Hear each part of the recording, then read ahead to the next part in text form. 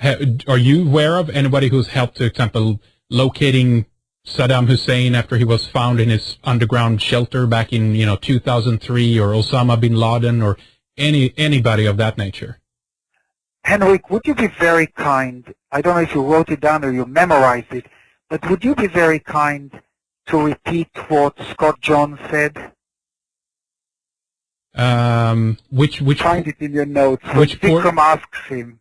Yeah, about if this is still going on. Right. Do you remember what Scott Jones said? Sure. He said that it's gone black, and he said that his logic to, well, the question was this: why would the military or anybody who has an advantage when it comes to finding people or tracking things remotely or whatever, why would they shut down a program of that immense magnitude and prospect? And of course, his answer was that, I can't answer that, but I think your logic is powerful. Of course they wouldn't. It would have gone black, and that's where it left off, And that's my answer to you for this question that you just asked me. Okay.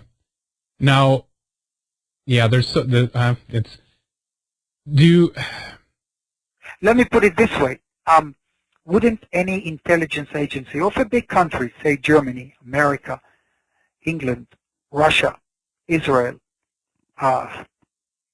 Japan, China, wouldn't they go for people who have certain abilities, the power of the mind, or psychics, or intuitives, or remote viewers? Of course they would.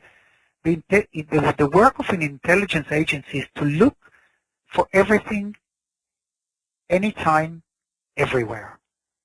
They don't care how the information is manifested as long as they get the right information. And that's exactly what happened after the 11th of September, the tragic attack in New York. America, if you remember my words, needed information, and they needed information fast. So every big intelligence agency around the world probably has they have an arm. They call it in different names, but that arm employs individuals who are intuitives, who do all kinds of mind power missions for them. Now, I thought it was interesting as well that, I think the international relations, a lot of the things that we see on the TV at the end of the day are kind of, from my point of view, theatrics. Actually, there is always a much more deeper, interesting story going on behind the scenes. What's told in the media is very much on a need-to-know basis for the people who are involved in that. But I got interested, and my interest got piqued after 9/11 was brought up in the documentary as well, as it was kind of a suggestion that a lot of remote viewers and other people overall with psychic abilities were activated after this point. But as a psychic, you have to know that there was something wrong with the official 9/11 story, right? Well, I don't, Henrik, really buy into the conspiracy theorists.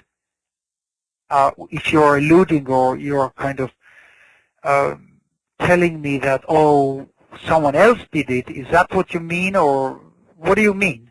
Tell me in words. Certainly, there are certainly a lot of different theories out there, but my point is that if one begins to examine the official, commission story, you pretty quick realize that there's something that's not quite right. Now, I'm not saying what is it, Henrik? I'm asking you now a very clear question. What is not right? Tell it to me in words. For example, the 15 of the 19 hijackers on 9/11 have been found alive. This was reported by the BBC. Building 7 went down, before, and was reported by the BBC as well. So what are you concluding here? That who is responsible for that attack? I'm not saying that you might believe that, but what are you telling me? Well, no, that's my question. See, I'm trying to wrap it in that kind of context that I don't know that. I just know that something is very fishy with certain data that we've been given about the story. Well, that it's rubbish. They were terrorist radicals who wanted to kill Americans, and they flew the planes into the World Trade Center. Full stop. That's exactly what happened. And I do follow sometimes the theory, hunters and conspiracy theorists from the Bush stuff, and I see it, but it's nonsense. This is very clear cut. clean and was understood very, very quickly. Where they went wrong, the certain intelligence agencies, and believe me, we or certain individuals were warning of an imminent attack, but there was not enough technology available, or they were listening to other dirty talk, to other noise that was going on at that time on computers and telephones, and they missed this focal point of catching these murderers. So that was, you know, a big mistake, tragic thing, and it happened. But so my answer is I don't believe all these stories that some other people are responsible for that attack. You know, you mentioned international intrigues and so on. One of my other missions was a very positive one, to influence the Russians to sign the Nuclear Arms Reduction Treaty. And it was arranged by Senator Claiborne Pell, who was then the head of the American Foreign Relations Committee, who sent Ambassador Max Kempelman, who was a very important and influential figure in Washington. He actually got the President's Star, I think, by either Clinton or Reagan. Max flew into London to brief me. And I knew that no one will ever believe that this is happening, so I had my brother-in-law photograph us meeting secretly. And the task was to fly to Geneva with them, and Al Gore was there with me too. And my task was to simply bombard Yuri Vorontsov's mind, who was the head of the Russian negotiator, to sign their nuclear arms reduction treaty. So I managed to get behind Yuri Vorontsov and get really close to his head. I was maybe 4 or 5 inches away, and I started psychically, telepathically, bombarding his mind, sign, sign, sign, sign. And this is in the documentary, and they actually signed, and of course I can't totally sit here and claim and tell you that it happened totally because of me, but there's no doubt that I was influential telepathically in convincing him to sign the nuclear treaty. Do you have to be close to the target? This could not be done Yes. remotely? Okay. Do you know why No, that, that is? I've been asked and still being asked to influence certain individuals remotely, but that's much more difficult. I don't know really why. Maybe it's a psychological angle. Maybe whatever is leaving my mind, call it vibration, call it frequency, call it wave, call it telepathy. I don't know what it is, but maybe by being close to my target, that target receives the instructions much clearer and faster than me being, say, 3,000 miles away from them. Well, I think it's very interesting because it shows as well what the intelligence services are willing to do, at what lengths they're willing to go to be able to influence. I think that works on multiple different levels. Do you know if there has been other people like yourselves that have been part of some of these type of objects or operations as well, Yuri? I do know, but of course they're doing it. You know why? Because it's cheap. It's not, you know, satellites. It doesn't entail bringing, you know, that today the intelligence world uses so many different tools, from satellites to, gosh, to little things that, I won't go there now, but all this costs money, you know, billions, not tens, hundreds of billions of dollars are pumped into espionage. And when you have people who are intuitives, all you have to do is get them a room, get them a set of computers, and tell them go to work. So to fly me to Geneva, what's the big deal? I don't charge for this. I do it out of my ideological belief systems and reasons and love for my country. I remember when they took me to brief in some top intelligence agents and military officials, they asked me to do my lecture in a shielded room in the Capitol building. Most people don't really know that the top of the Capitol building, the rotunda, is a shielded room. that is built there to create a room where it's against eavesdropping by the Russian embassy that is around the corner in Washington. Right. So those are expensive things that you build things and you know, to create the right intelligence gathering, it's expensive. So that is my answer, why intuitives and remote viewers are used by so many different countries, because they're relatively inexpensive to activate and work. Right, right. So you don't get paid to do these tasks? I would never ask for money for any of these tasks, so you, come on. So does your, I guess, strongest allegiance lay with Israel ultimately? Of course, I'm an Israeli. And I love our allies. You know, they help us, and we help them. We are extraordinarily advanced in many different arenas and areas, and you know, than many other countries. And believe me, that if we weren't, there would be suicide bombers blowing themselves up almost weekly in Israel. But we know how to stop them, and that's the problem in the world today. The suicide bombers, because they're radicalized, and you know, they believe in the cause, and they will kill themselves in order to kill others. That's our problem, and I'm all bringing it down. I mean, just look at yesterday, Boko Haram, which is a terrorist organization in Nigeria, killed, I think, 50 children. They just broke into a school and murdered them, and you know, cut them down. It's shocking. What I'm trying to tell you here is probably the final thing that we'll probably end up this interview with.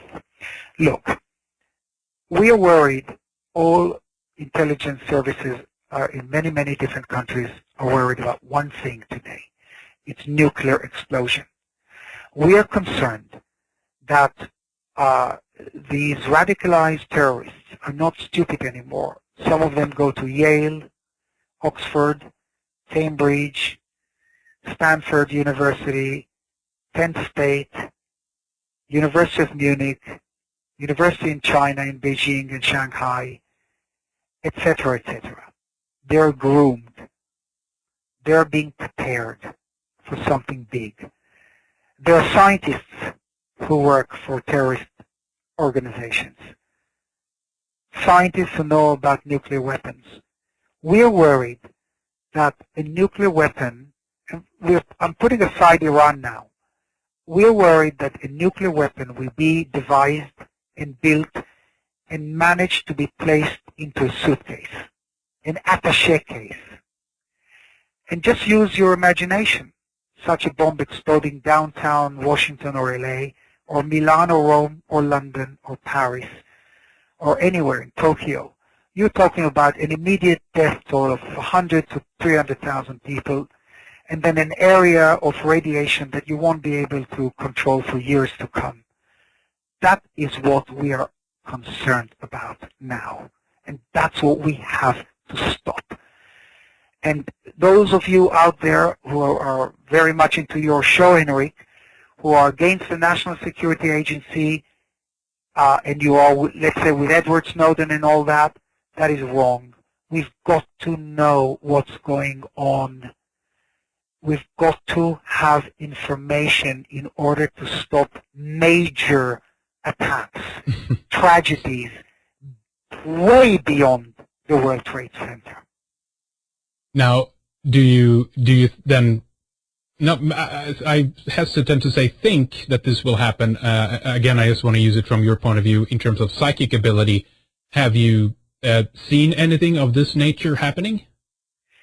Look, future-wise? Why don't you ask this almost like an open question, like an open letter that everyone can hear and everyone can answer? You show me. Stop. By the way, Henrik, where are you based now? Where are you out of? I'm out of Sweden. But where? Which city I meant? I'm close to Gothenburg in Sweden. Just go out to the street and ask 20 people in Gothenburg, in the streets of Gothenburg in Sweden, that question. I guarantee you that most of them will say, yeah, it's probably going to happen someday. Almost every American will say that. Nobody is going to say no, because science is so advanced. Nuclear is so advanced today. Look what's happening in many different laboratories around the world. I mean, it's on the internet, for goodness sake. You can build bombs by going to certain websites and learn how to build them. So we are, in an day and age that is scary and dangerous. There's, of course, a lot more we could ask you. Let me maybe just end on this note before we wrap things up here for this time. There are some pretty bold claims on this program by some guests. So we've interviewed about, UFOs and aliens and time travelers and all kinds of stuff, And I wanted to ask you, in your work in the past, did you ever, and you don't have to say what it is, but did you ever encounter anything exotic, shall we say, that you did for any agency or even a private contractor to locate something or find someone or find a base somewhere here or elsewhere, even anything of that nature, Ori, that you did that you could just say yes to, that you did something like that? Well, my answer to that is no. I have only done very kind of down-to-earth, logical and rational targets that I was given in the military, in the intelligence arena. But everything you just mentioned, I believe in. There's no doubt in my mind that there are time travelers, no doubt in my mind that UFOs exist, no doubt in my mind that we are being visited. Absolutely. That is in my belief system, and that is a green light. No, I know that phenomenon does exist. Well, very, very interesting. I think geopolitically we've learned some interesting aspects today as well, and people can, of course, connect the dots for some of the things that you said, Yuri. And I recommend everyone to, of course, look at the documentary as well that we talked about, because there's some very interesting people in there and things mentioned in there. But yeah, let's wrap things up for this time with you giving out some of the details again, Uri, about your website. My website address is urigeller.com, in which you will find the BBC documentary, The Secret Life of Uri Geller, and another documentary that is called Uri Geller, A Life Stranger Than Fiction. Please order the book from Amazon. It's called The Secret Life of Uri Geller. It's written by a brilliant journalist who writes for The Guardian in England and for the Financial Times, and it was actually Time Magazine's European correspondent. I think the book will amaze you. I answer every email I get. Just be patient, and I love you all. Thanks for your patience. I hope I didn't rumble on. If I did, I apologize. And a big hug to all of you. And Henrik, thanks very, very much for inviting me onto your show. Very good. Thank you for your time, Ori, and for coming on. We do appreciate your time. Have a good day. Interesting regarding 9/11, isn't it? A reaction every time that it comes up. Nope, can't look there. Anyway, I think you can piece together some of the points discussed in this program and make it relevant in the bigger picture that we are outlining in general on this program.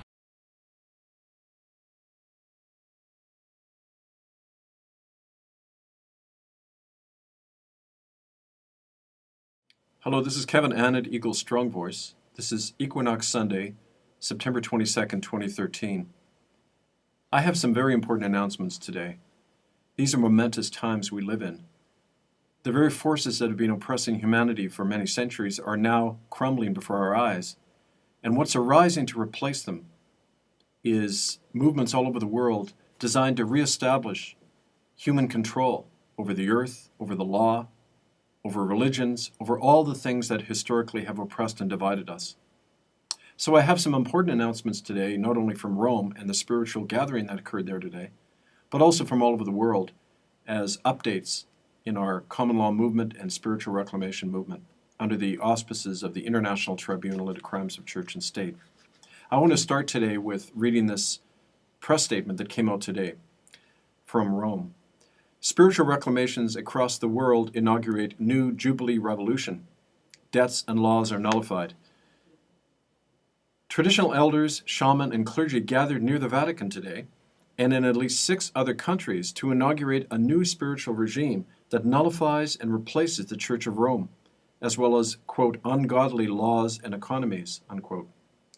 Invoking divine authority, these closed ceremonies culminated 21 days of global prayer and fasting on behalf of all of the victims of a false church and its spirit of lies and murder. In Rome, 9 spiritual elders held a sacred circle ceremony near the Via del Concilione, opposite St. Peter's Square, to, quote, complete the cycle of exorcism begun here in 2009, according to participant brother Ciaran Unveild of Wexford, Ireland, who stated during the opening proceedings, quote, the Roman papacy has been found guilty in the courts of mankind because first it was condemned by God. Divine judgment knows no compromise or evasion, and says, I, the Lord God, am against the false shepherds and shall destroy them and their evil. And so we witness today to the spiritual truth that the rule of Rome is over, for God has dissolved that man-made authority on earth, and has also dissolved all unjust rulers, whether secular or religious, unquote. Now, similar ceremonies to this occurred in London, in Cork, Ireland, in Amsterdam, Boston, Vancouver, Canada, and 8 other cities, and were accompanied by the occupation and seizure of Catholic churches by citizens bearing common law warrants. The spiritual reclamation was accompanied by a global media statement that clarified the full dimension of this Sunday Equinox Jubilee action. It reads in part, quote, on August 4th, 2013, the corporate entity calling itself the Church of Rome was lawfully disestablished under international law and declared publicly to be a global criminal body without standing or authority. Today, Equinox Sunday, September 22nd, the same criminal entity has been spiritually disestablished, declared abomination, anathema, and antichrist, and banished from the world. Christians are now free to be faithful to Christ alone within their own self-governing congregations, separate from the corporate apostasy of the Roman papacy, and separate from any form of mediated religion. For God's law lives in every human heart and not in human institutions. Likewise, the fallen social and economic global order that instituted historically by the Corporation of the Church of Rome is similarly disestablished according to the Jubilee Leviticus laws of renewal and equality. Within these new Jubilee congregations and communities being established by our movement, and as a sign of this new creation on earth, the world and the land shall rest from injustice, from greed and usury. All debts and interest rates are cancelled, and the land and its wealth is placed in common, so that all mankind may dwell in peace and equality. Let this be a sign that this new order is among us now and is not something waiting to be. Let all people rally to this new Jubilee social order under the direct supremacy of God and natural law, and within these self-governing congregations and communities that we're working now to establish, unquote. Now this is very exciting. This is a direct step towards creating the new society within the shell of the old, and it's happening now in 21 countries. In Ireland, Canada, and America, even Catholic clergy have begun to announce their plans to disaffiliate from Rome and establish their own national, congregationally based churches. According to one of the groups working towards this, a Dublin-based group called Not in Our Name. A similar movement has begun in the American Midwest. Recently, we received a request from a group in Milwaukee and South Dakota, establishing what they call the Common Law Congregational Movement, which seeks to reestablish Christian churches according to the common law and not the admiralty or canon law or as appendages of the state. In effect, these Jubilee actions is the start of a revolution not only coming right from Scripture, but from the human heart, demanding that this justice and equality be implemented now. In effect, a way to not only overturn the church, but to return the land, the economy, and the law itself to all of the people. This gives us a means everywhere to do so, not only through our common law courts, but through these direct actions. And we encourage people to contact this Jubilee Congregational Movement, Not in Our Name, and other groups working towards this spiritual reclamation. And you can do that by writing to thecommonland@gmail.com. That's thecommonland@gmail.com. And also by following our updates at itccs.org. Now, in terms of further announcements, there have been church seizures in the last several weeks leading up to these events, as we mentioned. One example we want to mention is in Coventry, England. For the last number of Sundays, a citizens movement there has gone in to churches and actually issued the notices that the Catholic Church is now a transnational criminal body and has no right to collect money from people or establish any authority in the land. In response, several of the Coventry activists were arrested this last week. One of them especially, who led it, was faced an arrest by 10 policemen in the middle of the night and is now going to court in November on trumped-up charges. Similarly, in Kitchener, Ontario, where a common law court has been established by activists connected to our tribunal, the activists there have had their children seized and are now facing a similar harassment. So these counterattacks are proof that we're hitting close to the bone when it comes to the power of church and state to rule through the courts and these state-protected churches. Nevertheless, and because of this great groundswell of support and movement, we now have common law courts established in a number of countries, 3 in Canada, 4 in the United States, 1 in Ireland, 1 in Great Britain, and 1 in South Africa. That's a total of 10 common law courts now established to put church and state on trial and to disestablish their power. We also have requests from Egypt and Pakistan and other places in the Arab world to join up with our movement.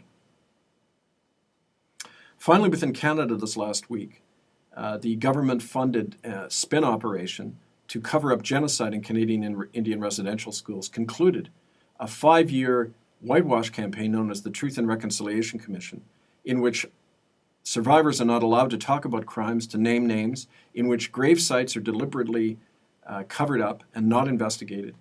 The Truth and Reconciliation Commission now faces criminal indictment because their officers have been found guilty under the February 25th indictment of the Common Law Court, which is up online at itccs.org.